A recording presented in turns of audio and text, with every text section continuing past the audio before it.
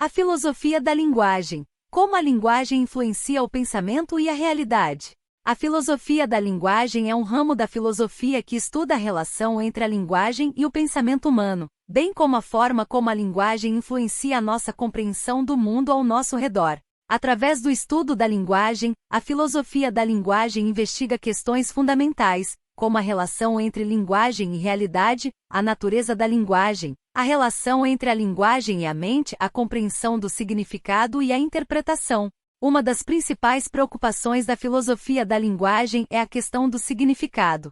Os filósofos da linguagem questionam o que significa uma palavra ou frase, e como as pessoas conseguem entender o que as outras estão dizendo.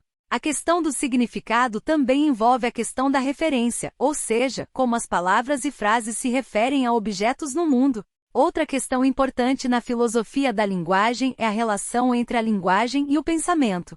Os filósofos da linguagem questionam se a linguagem é simplesmente uma ferramenta para expressar pensamentos pré-existentes, ou se a linguagem também influencia o pensamento humano.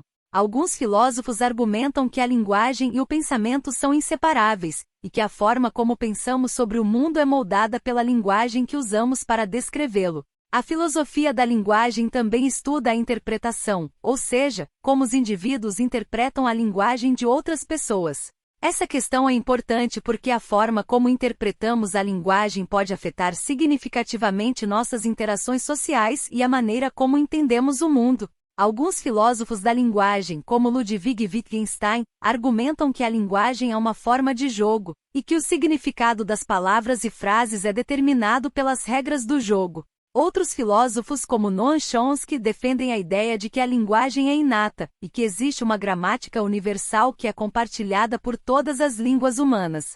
Em resumo, a filosofia da linguagem é um campo complexo que aborda questões fundamentais sobre a natureza da linguagem e sua relação com a realidade, o pensamento humano e a interpretação.